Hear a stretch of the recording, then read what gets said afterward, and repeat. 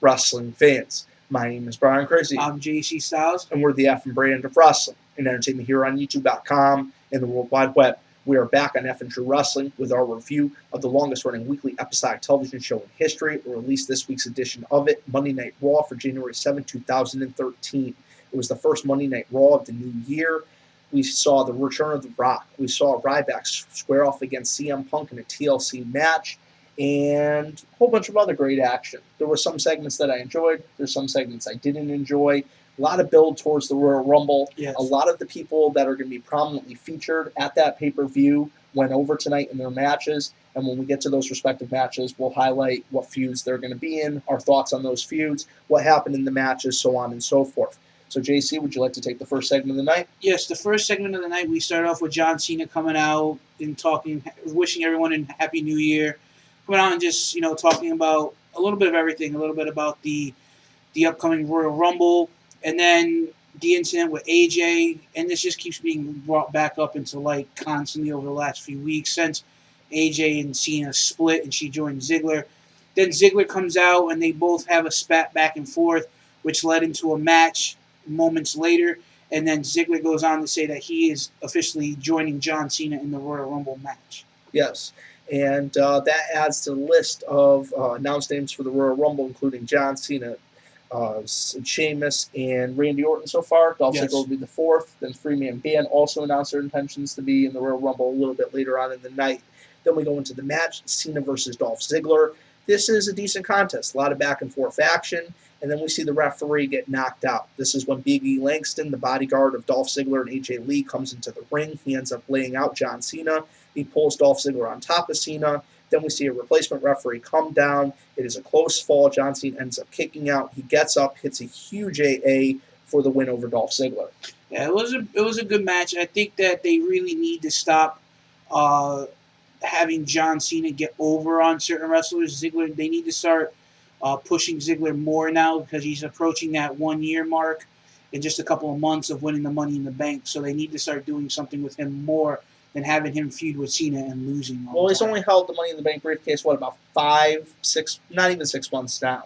So he's got 7 more months into the Money in the Bank pay-per-view, unless they're planning on doing a Money in the Bank at the WrestleMania 29 pay-per-view. But I do agree with you. It would be nice to see Dolph Ziggler picking up wins in more matches. But I have a feeling that we're going to see one last confrontation between John Cena and Dolph Ziggler, whether it be at the Royal Rumble, maybe another match prior to the Royal Rumble, or maybe a confrontation during the Royal Rumble match itself.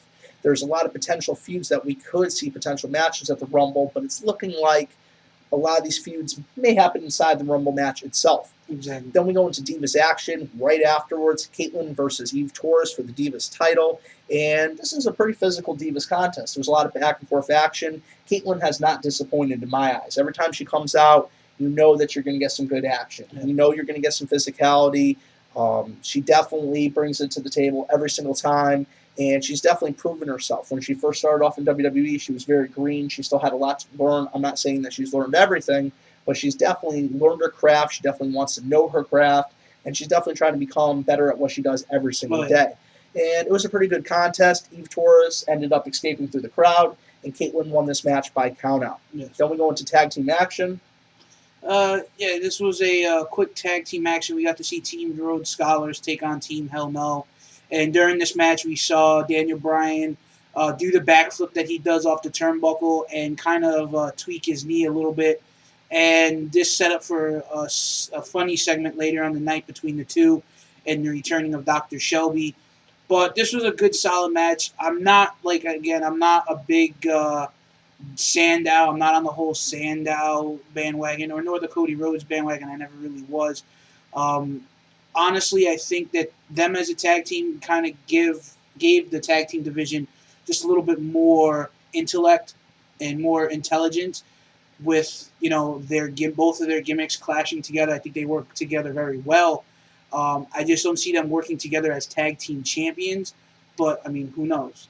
In my personal opinion, I think both the teams that were highlighted in this match are both fantastic teams.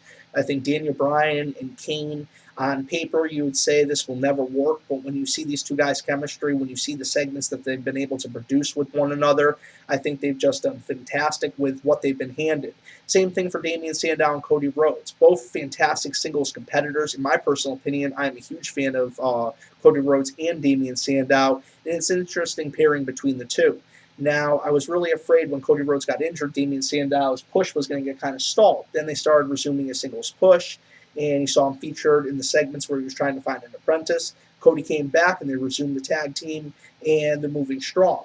Now, I think any tag team is a plus to the current tag team division in the current climate of 2013 WWE. There's not a lot of teams right now, and a team with two great superstars like this definitely gets my attention. Now, Damian Sandow and Cody Rhodes picked up the win in this match. It was a pretty good match. It was a short contest, but not bad.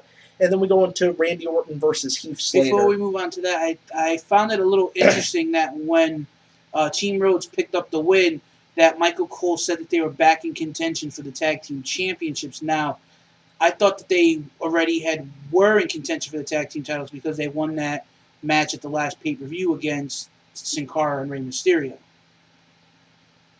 I honestly, off the top of my head, I don't remember if they received a title shot off that or not.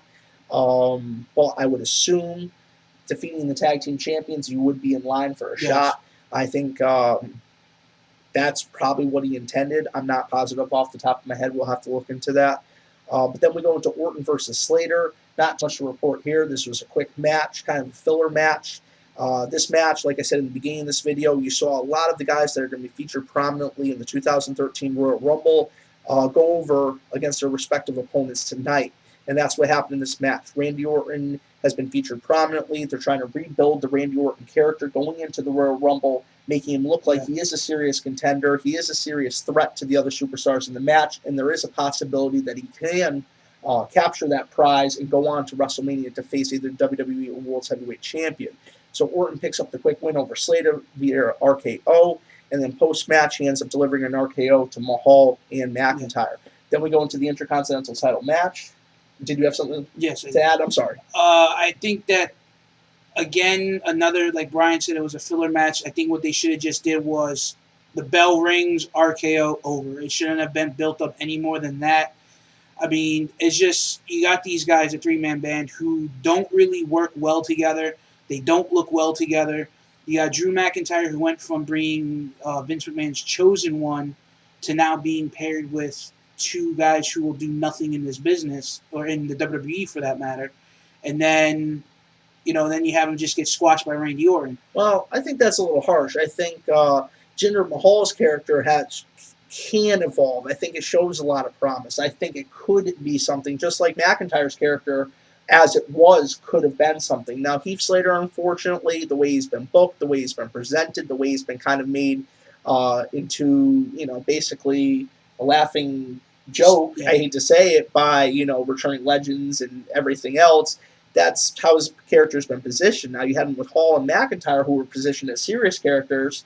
Then they kind of just ditched the gimmicks, pair him with Slater under his gimmick, and like you said, they've kind of met interesting success, if you want to call it success. Now, like I said, they announced their intentions to be in the Royal Rumble, and this isn't the last we've seen of them tonight. So we'll just move into the next segment, Intercontinental title match, Barrett versus Morella, with Ricky the Dragon Steamboat in his corner. Not really too much to report here. Barrett defeated him with the Bullhammer Elbow. Yeah, the thing is, you have someone who, like Wade Barrett, and then you put him in a match against someone like Santino. Now, don't get me wrong, Santino could be a very competitive wrestler, and he could be a very serious competitor as well. We've seen that several years ago when he was the last one to be eliminated in the Royal Rumble. He also had a great showing in Elimination Chamber. But the thing is, you got him going against someone like Wade Barrett, and then you make him look like a joke in the match, and that's all he's ever going to be. I mean, you got, like I said, you got some points where Santino could be serious, and you got those points where he's just a joke. Well, I really thought tonight was the night. They had Ricky the Dragon Steamboat with him, former Intercontinental Champion. Yeah. I mean, Ricky the Dragon Steamboat had one of my favorite matches in WWE history at WrestleMania 3 when he fought the Macho Man. Yeah. I mean, an incredible contest. And I really thought with Steamboat in his corner, maybe 2013 was going to be the turning point for Santino Marella. Maybe they were going to turn him into a more serious character. Yeah. It would actually have been kind of cool maybe to even bring Steamboat back for some appearances, have him paired with Marella for a short period of time to change the fans' opinion and change the general opinion of Santino Marella. Because like you said, he can be a serious character. 2011 Royal Rumble. Second to last eliminated. Like you said, in the Elimination Chamber. An incredible showing. And, when push comes to shove, he can deliver. Unfortunately, tonight, the way the match was laid out, the way the match booked, it was to make Wade Barrett look strong. The Miz was on commentary, and this was to further the feud between Wade Barrett and The Miz, which I see a potential Intercontinental title match happening at the Royal Rumble pay-per-view in, 20 days? 3 weeks away? 20 days. And also the thing on my mind is that another thing on my mind is that you take a guy like Wade Barrett, and you put the Intercontinental Championship on him, and then where before he left, he was in contention for a WWE Championship or a World Heavyweight Championship shot. So what does that mean for Wade Barrett's future? Well, you got to think, when an athlete like a Wade Barrett, he suffered an injury. He's taken out of the spotlight for 4 or 6 months. The fans have a very short-term memory. They gravitate. I'm not talking about fans like me and you, or even the fans that are going to be watching this video. I'm talking about the casual fan. The casual fan gravitates to the next big thing, the next hot topic, and Wade Barrett ended up kind of on the back burner. So he comes back. The most logical step is to rebuild that character, and I think that is what they're trying to do. But I do agree, going for the IC title compared to trying to take over the WWE, trying to enslave John Cena, and trying to become WWE champion and ruin Randy Orton all at the same time. I mean, I guess his goals are a little bit less these days. Yeah, and then on top of that, we had a lot of filler matches that they could have spent a little bit more time on the last segment of the night, which was Rock and Punk. I would have liked to see a lot more of Rock tonight. The thing about it is they were hyping Rock so much. And I figured we'd only probably see The Rock 1, maybe 2 times if we were lucky. But it would have been nice to see something a little bit earlier on in the night. I understand why they laid out the way they did. They wanted to have that one segment that just had that wow factor, that big bang factor. And I think they got it. I think the final segment of the night did come off nice. We got a couple more matches to go through, and then we will get to that. Then we go into Cesaro versus Khali. Another one of those matches that we just didn't understand why it was there. Well, the thing about it is Cesaro is an incredible athlete, and, the commentators weren't really doing him any favors tonight. They weren't. The whole story is he was the disgruntled rugby player that got kicked out of the league, and now he's a wrestler. But with that story, there's no backstory to how much wrestling ability and how much in-ring time he has, and the words are just slipping my head right now, how much history he has in the business. And really, they weren't doing him any favors. Khali's kind of stiff in the ring. We all know that. Yes, he's a big monster. I mean, he brings the big monster factor. He's a throwback to the past where you had the big guys that came in, they did the few big power moves, and that was it. And it must be tough for a guy like Cesaro, who is so fluid in the ring, to work with a guy like Khali, who is so stiff in the ring. Now, do you think that maybe they did something wrong here by taking Wade Barrett and putting the Intercontinental strap on him, when we could have possibly have seen maybe 2 or 3 great matches, solid, brute force matches with Wade Barrett and Cesaro? Because Cesaro's saying that no American man can beat him. So wouldn't it have been another way to have maybe Wade Barrett beat him and pick up the United States Championship? That could have been a possibility, but I kind of like that they have Cesaro doing his thing, trying to build that character, and then having the rebuilding of Wade Barrett. Now, eventually I see Wade Barrett in contention for the World's Heavyweight title, but, to talk about SmackDown for just a quick second, I think the most logical step for SmackDown at this point in time is Ryback, CM Punk. That feud pretty much ended tonight. Now we've got The Rock interjected. That's going to go through to the WrestleMania season. Get Ryback over on the blue brand. He's a face. Maybe have him win the Royal Rumble. Possibly. He's a face. Have him feud with the heel Big Show. Then you have Sheamus as a face. He could feud with the Big Show. Then you have Randy Orton, who's been kind of hinting towards he might turn heel again. Last week, there was, some uneasiness between him and Randy Orton when they were tag team partners in a match. Yeah. So I think it could create a really interesting dynamic on the Blue brand, and I really think it can increase, the casual fans' interest in the Blue brand with that much more star power. Basically, in this match, it was a non-title U.S.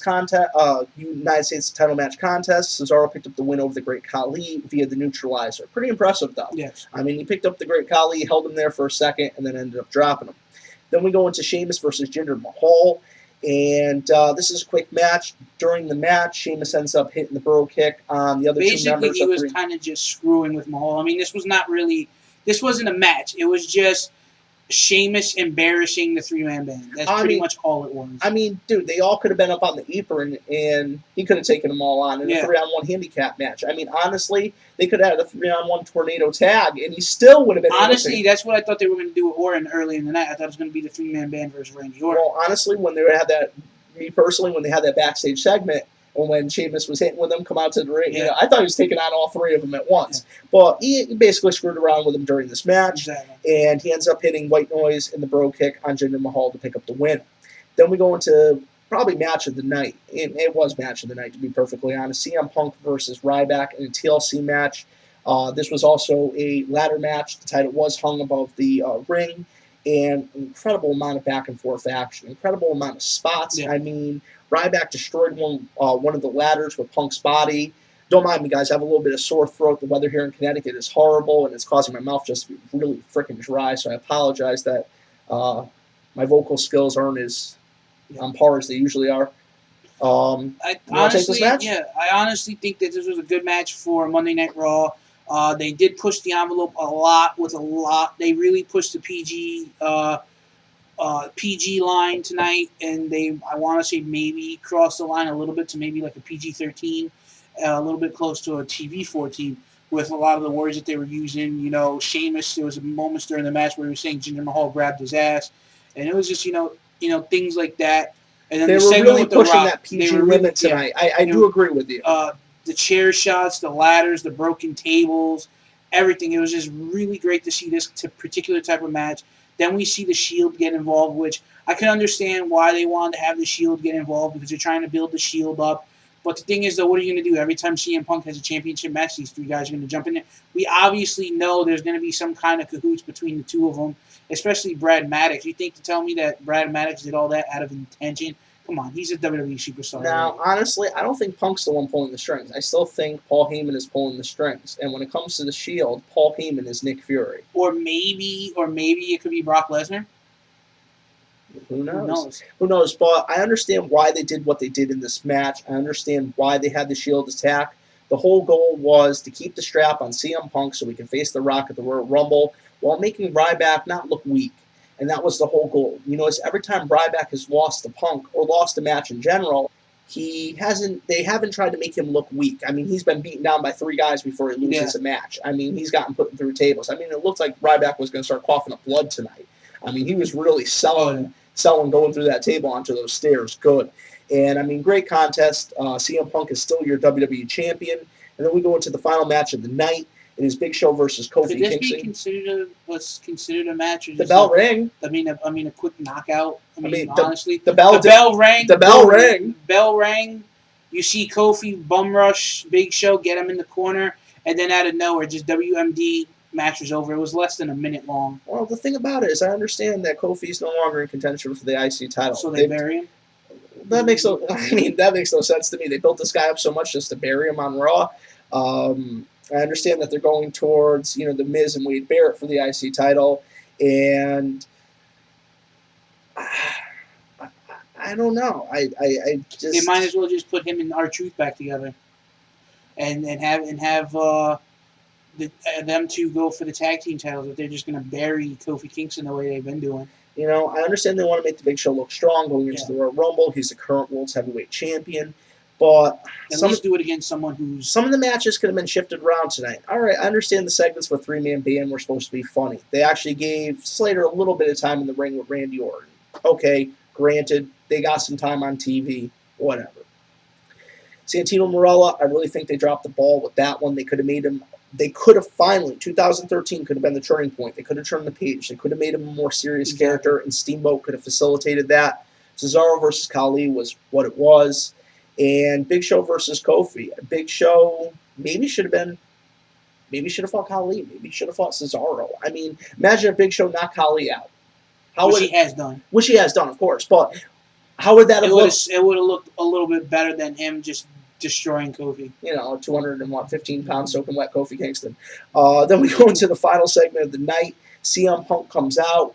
And honestly, the crowd tonight was feeding right into his hand. They were doing exactly what he wanted them to do. Yeah. He started dropping one of those infamous pipe bombs, and then he would take it back.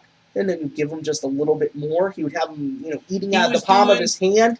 And then, it was great. He was doing classic Punk, and I think he was doing this because he knew, and everyone knew, the minute The Rock came out, the roles were going to be reversed. The Rock was going to be dropping his own pipe bombs and basically getting under Punk's skin, and he did exactly that, which led to The Rock hitting a rock bottom, I believe, when Punk tried to bum rush or ambush him. And I think Punk was just running his mouth, and then The Rock ended up grabbing the mic. This is when the tone really got serious, and then he hit the rock bottom pretty much out of nowhere, if I'm not mistaken. Great segment. Punk looked great on the mic tonight. I love CM Punk. I've been a huge fan of Punk before. A lot of people in the IWC, YWC were fans of Punk. But the thing about it is lately he's been kind of stale on the mic. He's been coming out and he's just been kind of reiterating the same. So maybe it was a good thing to have him cut the promo the way they did before The Rock? Exactly. And it was just different, and it felt fresh, and it felt different. A lot of it was regurgitated. Not to use it. I'm not trying to say it was puke or throw up or anything horrible. But it was the same shit. It was the same. It was same shit, different day. Exactly. And that's what we've been seeing week in and week out. We saw a little bit of that tonight, but we saw something a little fresh, something a little different, a little changed up. And the interaction between him and The Rock was fantastic. The Rock was on point tonight. The Rock felt like The Rock. And we found out The Rock will be on SmackDown this Friday night. Yep. Not live, excuse me. Live for the people in attendance. But on tape delay here in the United States on the Sci-Fi Network. Yes, we all know it's taped Tuesday night, aired on Friday night here in the States. And I honestly think that they're doing themselves an injustice to increase live ratings for SmackDown, and they could have possibly have had this SmackDown be live, especially with The Rock being there. I think that should have been a live SmackDown. That could have been an idea. It was a lot better than the live SmackDown we had. What was it, last week or the week before? I think it was last week. No, beginning of December. The beginning of December, we had the super live SmackDown. Honestly, I think they could have had that saved for when The Rock was going to be here. But that's just me. The thing about it is they were going into that kind of lame duck period in wrestling. You get to the last few weeks of December, it's the holidays, viewership is down, all the shows are in the bag, going a few weeks out, and, it just gets into a slow period. Then you get to the beginning of January, especially in WWE. Things start heating up fast. And, in the next few weeks, we're going to find out exactly what's going to take place at the Royal Rumble. We're going to have the Royal Rumble.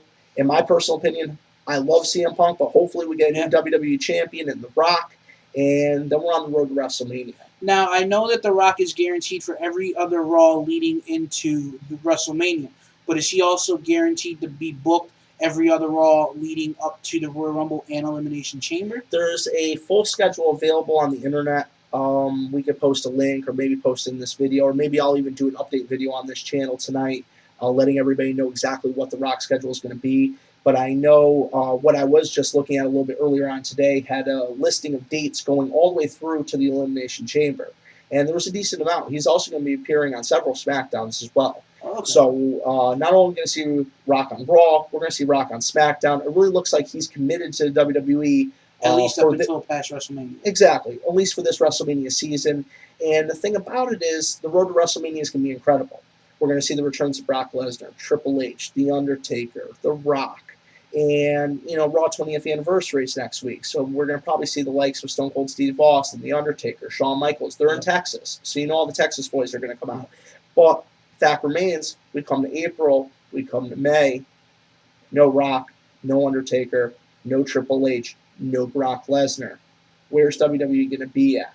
So this is the time. Well, we have to see who's champion. Who knows? If Undertaker goes for a title, he may have it until the next pay-per-view. Quite possibly. But this is the time, in my opinion, as a fan and as a person that's been analyzing wrestling alongside you for the last 3 years, this is the time that they need to really build these new superstars. And by what they did tonight, by having, Caitlyn and the Rhodes Scholars and Barrett, Cesaro, Sheamus, all go over, are building new stars. And that is essential for this company to survive, thrive, and live on. So wrestling fans like us can enjoy it, wrestling fans like us can review it, and wrestling fans like you can leave your comments below. Guys, thanks for watching this video. We appreciate your viewership. We appreciate you guys following us. And do you have anything to add? Have a good night. For the effing brand of wrestling and entertainment here on YouTube.com and the World Wide Web, my name is Brian Crazy. I'm JC Styles. And have a great night, like the man said.